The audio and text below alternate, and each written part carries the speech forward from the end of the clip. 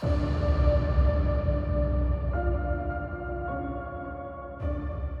everyone, and my name is Misti Gaither, and welcome to Quest, a journey into true crime and the paranormal.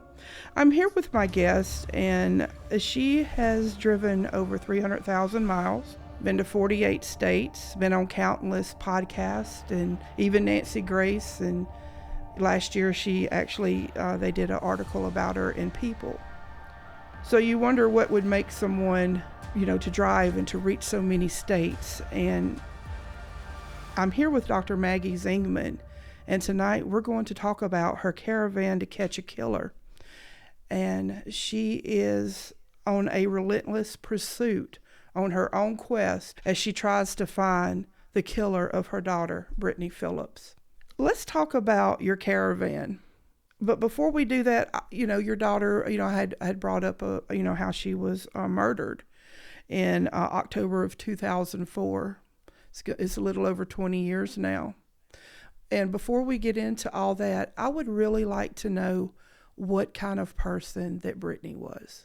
In some ways it's hard to remember because it's been 20 years, and in many ways it's just like yesterday. I mean, from minute one, Brittany was outgoing. She just was so wanting to understand the world. I mean, by the time she was 3, her middle name was Accident because she would go running off into the woods. She would jump into a pool. She would try to climb things. So that sort of adventurous, exploring style was with her whole life. I mean, in her senior year, well, during all her high school, she was a chemistry major and she wanted to study medicine and cancer.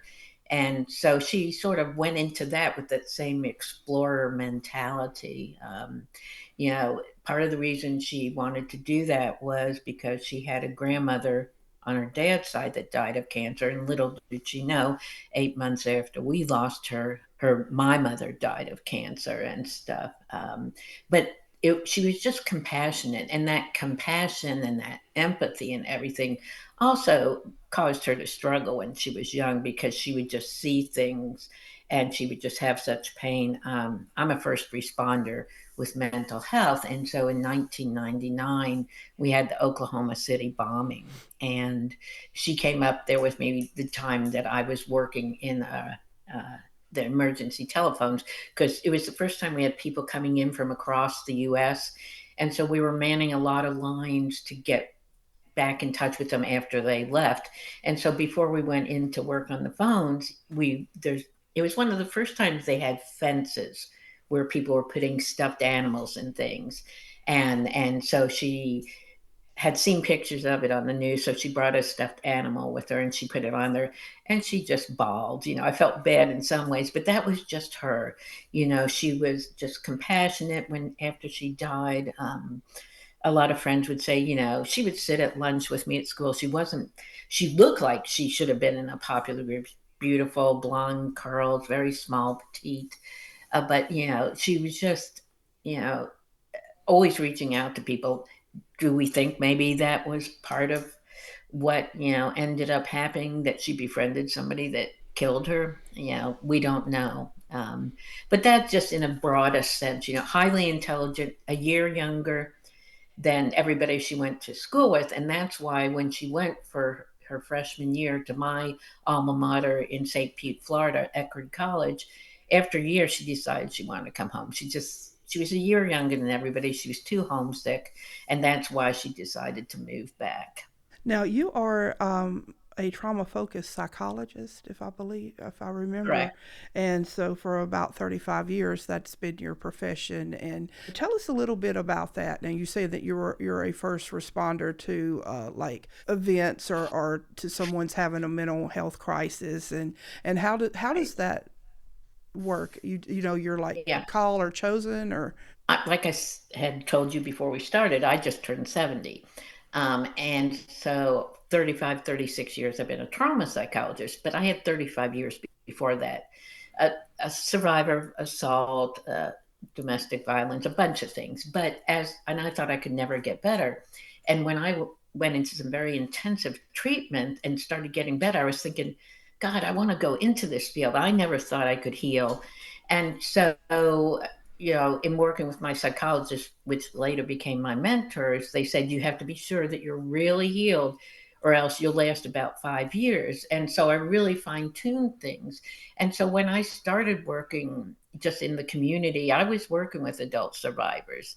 I had tried working with children just pulled out of the home, but I do much better after the fact in that sense. And so I started working with adult survivors. I worked in a female prison for a while. So for the first 15, 20 years, my work was really adult survivors of assault, abuse, and doing the first responding. It wasn't my primary thing, but I would work on, in crisis calls too. Then I got out of prison and went into the army, so to speak. I got a call to work at Fort Sill, which is an army base. Came down there, worked with a number back then. In up till about 15, we were still having a lot of the combat vets from Iraq and Afghanistan, and so as they were starting to retire, I was working with 20 and 25-year infantry special forces who would come to the TRADOC to be instructors. And as I began working with them, I thought, I really need to be off base where I can work more completely with them. And so the last 10, 15 years, I've worked with combat vets. Step back after Brittany was murdered, for the first couple of years, I really had to sort of go back to my healing process. I knew what things complicated it, what made it worse. That doesn't mean I still don't grieve. I just don't get caught in some of these, sort of trauma cycles that you can if you don't understand how everything's fixing you. So add to that homicide survivors. And then now also, with my caravans, they started off, and we'll probably talk about why they started off being just about her murder. But I started them in 2007. Within about 8 years, I was meeting so many homicide and especially cold case and missing families that it began to be more of meeting with police, meeting with lawmakers, definitely trying to reach out and find the families of the cold case and missing, because most people aren't as crazy as me. And like you said, drive 300,000 miles over 48 states on 23 tours. You always take, is the tour always around her date of death? No, no, actually, it's been anywhere from one to 3 times a year. It used to be almost regularly from 2007 to 2014, twice a year. And then financially, I could only do it once a year for a while. But no, it's just, I was supposed to do one about 3, 4 weeks ago, but I should learn not to try to travel during winter. I was supposed to go east. They had ice storms in the east. And then, of course, the awful event I was planning to come to New Orleans. I've Right. done stories there before. But then after the awful attacks down there, I didn't want to take away from that. And then I was planning to go to Texas the week after there was an ice storm in Tennessee in the east. And I was just going to circle around the whole state, and then they had an ice storm there, so I decided I'm waiting till April or May, but I'll be doing April or May, and then I'm going to go to Crime Con Okay. again this year. And I just heard from a young lady, and she just brought tears to my eyes, that they're gifting me a table again this year. Oh, I can't, I don't want to pretend or, to know your pain or to, you know, just say, well, I understand how you feel because I don't. And she was found 3 days, around 3 days after that she was murdered. And you can go online and onto Brittany Phillips murder.net and, find out more information. And like I said, I just can't imagine losing a child. And then on top of that, to not know who did it. And for all these years, almost like 20 years, you haven't, had any resolution for that. Now, you had a composite done from Paragon, Is there DNA? Is there, there had to be some DNA for the Parabon to do a composite. Yeah. Yeah, and so there's two things I'd like to say about that. One, I actually, when people, because when I'm traveling, people come up to me rest stop down in the city center, and they'll go, "Ah, you know, I don't know what to say. I can't even imagine what it would be like to lose a child." And I say, by you saying I can't imagine and I don't know what it would be like, you actually do, because I always say, if you have ever had a child, when you first have the child, in those first few moments, you're holding them in your arms and you just go, God, this love is just filling my whole body. And you always remember that. What many people don't remember is the second thought almost all of us have, which is we think, what if? Because we've never had this. And then what if something would happen to them? And we just think, I would die. And we put it out of our brain. And so, I thought before she was murdered, I would die, if something happened to her. But I've learned a couple of things over the years. And one thing, I had to learn sort of quickly is that if I die, her memory dies. You know, um, if I crumble, the fight for her solving her murder ends, basically. Now that's changed a lot because my God, with all these podcasts, what you're doing, everything, it really, I have less worry about that. But the other thing I had to learn, and I'm not sure I really knew this. I mean, I sort of did as a psychologist, but I really talk to families about this now, is that what'll really destroy you is living in the what ifs. If only we solve the case, I'll feel better. If only we catch them, I'll feel better. If only we convict them, I'll feel better. And a lot of more people are realizing this, but there really is nothing called closure, because each step you go a long way, they're still gone. So what I often say, and I really truly believe this, is I've learned to live in spite of, because of, and And in honor of her. Do I cry? Yeah. I mean, I pass her picture every day in my car. So I do grieve, but I also live life to the fullest. Does that make sense? it does make sense. I noticed that on your email you have that in to live in spite of, because of, in honor of, and I think that that's just a fitting tribute, and it's motivational. One of the things I would like to personally know is what made you have the idea to start this caravan. Okay. What Yeah. Well, was it like because of I was reading different articles and things and doing some research, and Tulsa, you had maybe a couple of people that worked on the case some, and then I know there was somebody there was saying, well, I would let an outside source come and check and work on the case. They can't move the murder book. And then you have Cheryl McCollum, the director of cold case investigations in resources in Atlanta, and she said that she did reach out and to them to try to work on the cold case. And so yeah. did you just kind of, was it that made you have that initiative to try to help other people, because you said you started out with trying Yeah. to find. Well, yeah. See, the interesting thing is that for the first 10 years, I had one of the best detectives. I had the best head of homicide. I had police officers stopping me on the street telling me they were helping with the case. I had a great chief of police. Did they tell me everything? No, but they taught me a lot about criminal justice, what I could know, what I couldn't know, what I could share.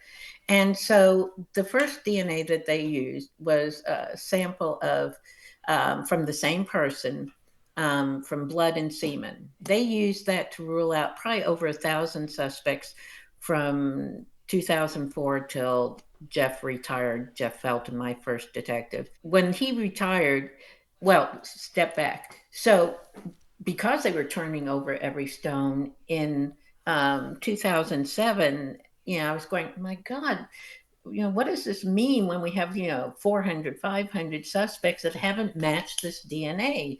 And people started saying, well, maybe he's gone somewhere else. Now, Oklahoma is I 40, I 35, I 44. We're called the crossroads of America. So there's a lot of crisscrossing highways all the way up to the Canadian border, down to the southern border, east, west, all the way to the oceans. And so, I tried to get the story told on national news, but I had America's Most Wanted in 2005 tell me that having some DNA wasn't enough of a story. And that was a typical thing. It wasn't sensational. She wasn't famous. It was just a regular old rape and suffocation in the middle of the night next to high school. So I thought, how do I get this story out there? And here this sort of comes into some of the, I don't know what I believe, but, sort of the belief in other powers and stuff. So I started seeing these cars, wraps were just starting. And I thought, my God, if I had something like on my car where I was driving cross country, because I thought if I just go to cities and try to get interest, they're not going to really be that interested. So I thought I need a hook. And I was driving around one day and I saw this beautiful truck that's wrapped in all these things. And I left a note on it saying, could I talk to you? My daughter was murdered. I'd like to maybe talk about what this might cost, etc. That little note on the truck ended up having me find Travis, owner of Midwest Wraps, and he has wrapped every single one of my cars. That first car, he was doing teaching at a wrap school, and Feller's Vinyl, international vinyl company, was funding that school and stuff. And so after I called him and talked to him, he said, I'm going to donate my artwork. Fellers is going to donate the Wow. vinyl, and we're going to wrap your car for free. And so I gave him pictures of Britty's, and I said there were, she liked pink and purple. And then I thought, what can I put in the car? And this is where I think Britty maybe had some power, because I thought, what could I just do to get people to, if they saw it, they could easily find it.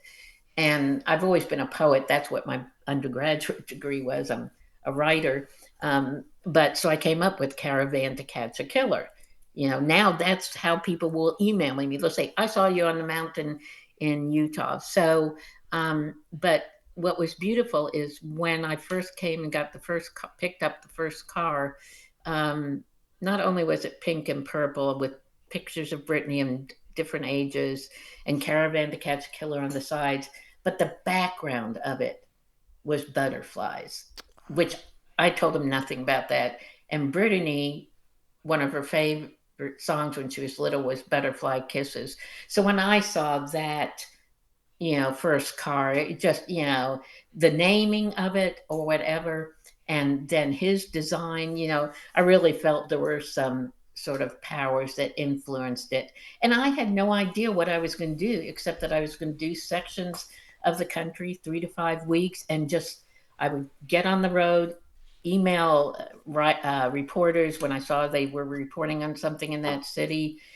tell them I was going to be there the next day, follow up the next day, stay in town if they did a story, or even if not, so people could find me at City Center. And then, like I said, as I started doing this year after year, within a number of years, that's when, one, I was worried that we might never find a killer, but two, I just figured, why not, if I'm going to these cities, give each of people in these cities find a voice. So, but I wanted to also go back to what you were asking before about the DNA. Is that okay? Oh yeah, yeah. So, like I said, for the first, 10 years, they were using this blood and semen. And so after Jeff retired, for 1 year, I had Vic Regalado, which you possibly have read. He's the sheriff who has the other cold case task force, sheriff of Tulsa County. And the Tulsa County Task Force, which again, that head of homicide lied on that Christmas Day story that Cheryl also spoke up on.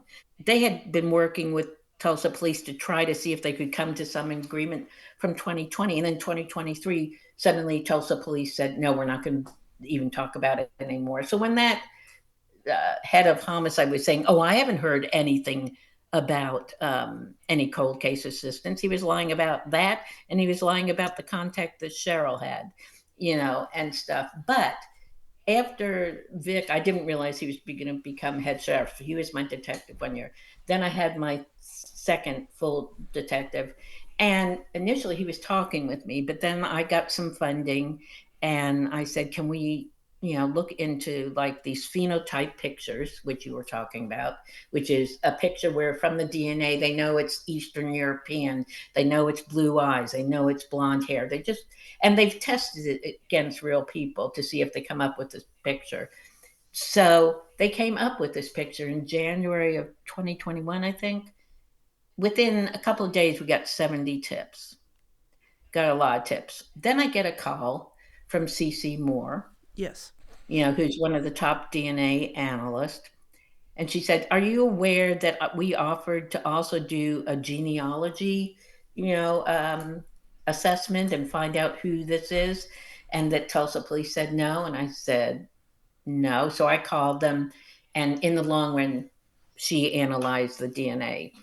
The DNA, many times when they analyze the DNA, they may not get it down to the exact person. They'll get it to a brother or a father, so it still could be a number of people. She identified it to the exact person, the exact owner of that DNA, meaning it could be nobody else's DNA. When a year and a half later, I was in Washington State on a tour, I was told that she had made a direct match. I was really excited and scared and all those things. And then the detective said, but it's not our killer. And through their assessment back then, this was 2022, I think. God, I can't remember. No, that was 19. I'm sorry. That was 19 when I was on it, and they made the direct hit.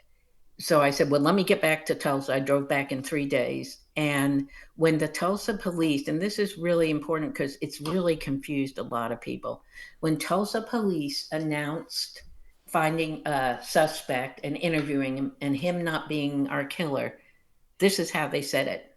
We had DNA that we made a phenotype picture from. From that picture, we got a tip. We went out and interviewed the individual, and we don't feel he's our killer. Versus what Laurie Fulbright, my CBS local station, and she's been with me since day one, announced, which was true, that CC Moore analyzed it and had a direct match to the DNA. So when you're saying something is a tip from a picture, Mm-hmm. versus a direct match, I mean, what does that say to you? The picture is saying it could be anybody. Right. But the DNA is, you would think, undisputable. Yeah, well, it is. The good bad thing of this is when I pushed for 9 years to get DNA at arrest here in Oklahoma, and when I pushed to get it elsewhere, they say, oh, you can take the DNA and falsely, get somebody convicted. No, you can't. We had no other evidence to say he was our killer, so we could not take it any further. Did I have doubts about it?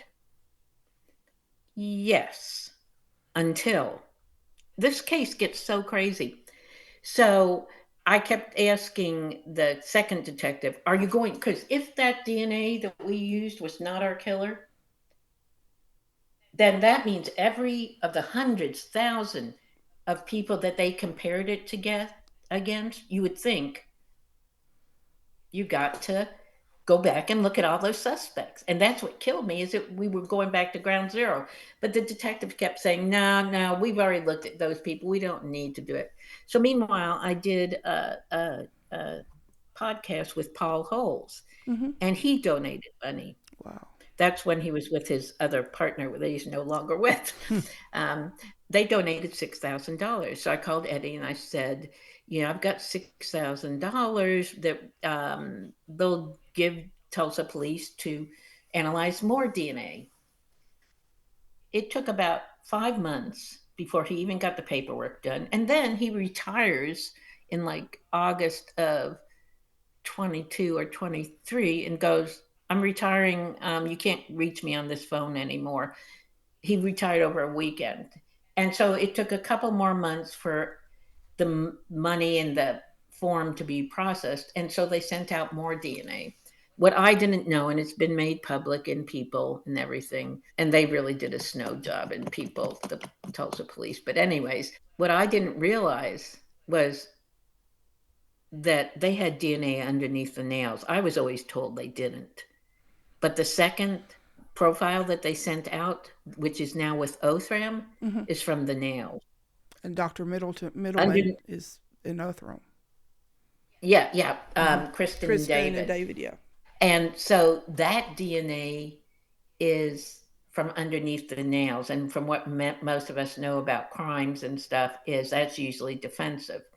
So the one thing they do before they send DNA off to be analyzed is they go, is it matching any of our other profiles? So it doesn't match that first profile. It's not the same person. We know that. We don't know who it is. So that's what made me finally feel secure enough to know that that person, even though there was some circumstantial evidence, is probably 99.9% not our killer. But the problem is the way that Tulsa police said then and they say now, is people still think that picture is valid, which means people still think white, Caucasian, possibly blue eyes is the type of suspect we're looking at. Now, this person could be any culture, Right. but they won't say it. And I think it's because, I don't know, because they used it for 12 years, 15 years, and why they don't want to, say that that's exactly what happened. They wouldn't let CC Moore talk to any media. They're currently not wanting any of the people who are analyzing the DNA with Othram. They don't want them to talk to the old detectives. There's so much going on with this current group of who now the deputy chief is the chief, that just doesn't make sense. Maybe nothing's been done wrong, but the fact that they won't let the DNA, the people analyzing the DNA, talk to the old detectives for possible suspects, that doesn't make sense. You or someone said, what does it hurt? What does it hurt for them to allow that communication? What does it hurt for someone to come and look into, you know, to help? I mean, what does it hurt? You've been searching for answers for 20 years, and what does it hurt? And like you, I believe it was you that said, life is not CSI. Yep. It is not like a quick hour 30-minute wrap up where you get the DNA or you whatever process, and boom, you got your killer at the end of the show and locked up. Yeah. And and it's not that way. Now, you do a lot of advocacy work, trying to get some things changed where even maybe people that have misdemeanors, that you would like for them to enter in their DNA into the databases. And how is that being received? Is it being received like, oh, that's a great thing, or oh, you're going to violate everybody's privacy, or how is that Yeah. Yep. going?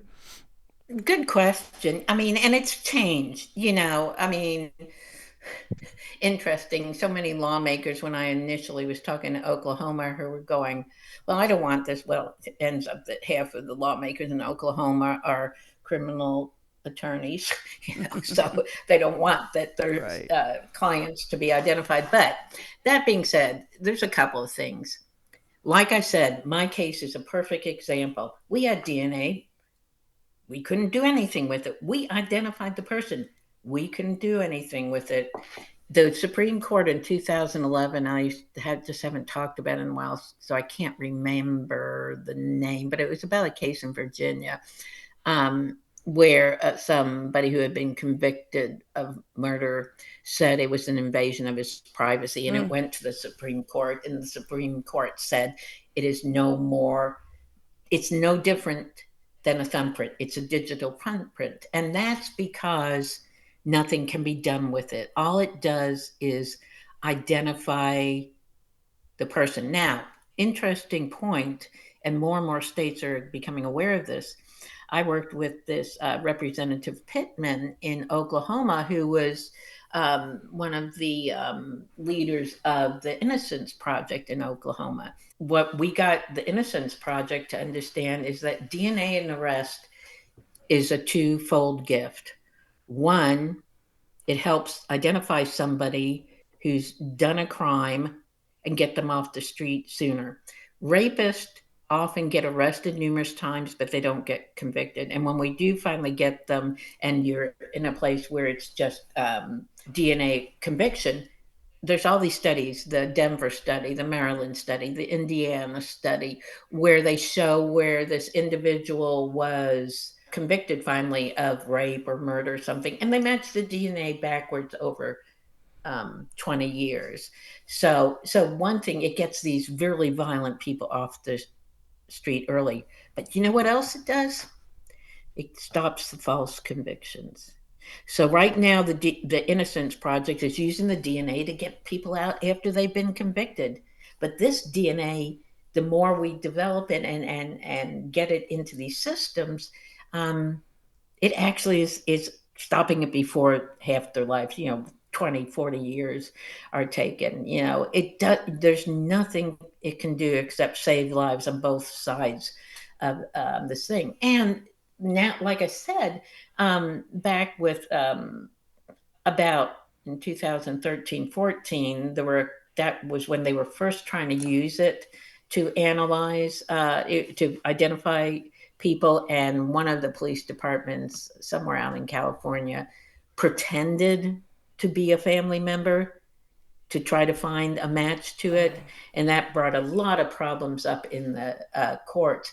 But now all of these things, DNA, 23andMe, all the different groups now have this actually publication on all the websites saying, would you like to be part?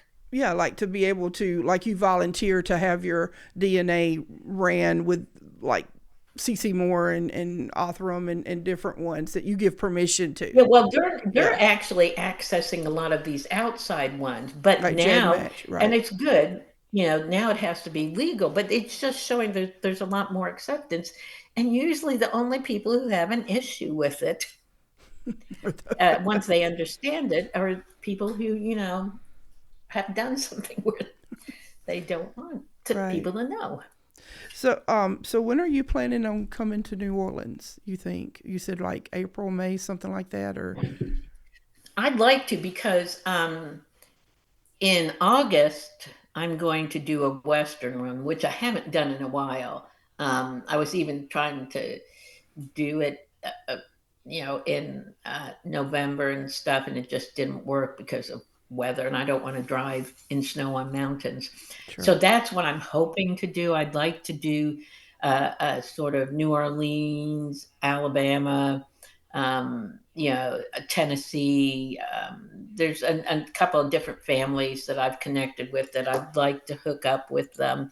And then also that'll probably include a little bit of Texas, because I've got families in Fort Worth and some in Houston that, hopefully I'm going to be able to connect with.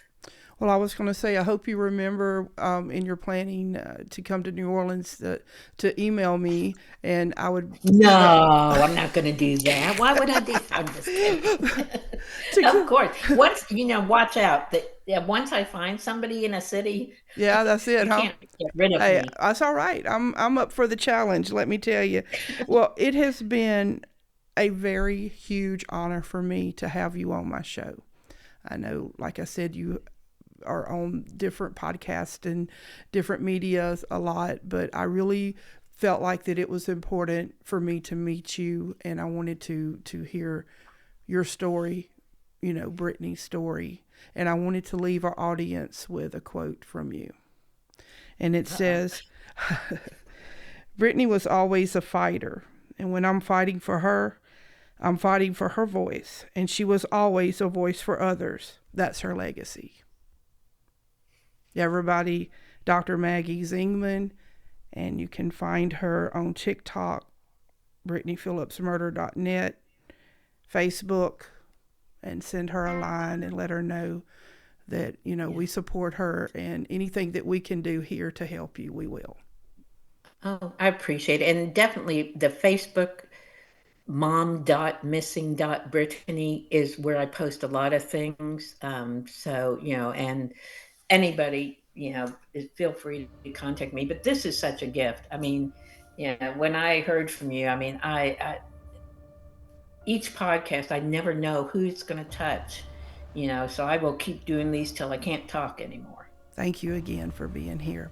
Everybody, thank you so much for joining us for tonight's episode. If you haven't already, be sure to hit that subscribe button and it really helps a lot. And everybody have a good night, and I'll see you next week.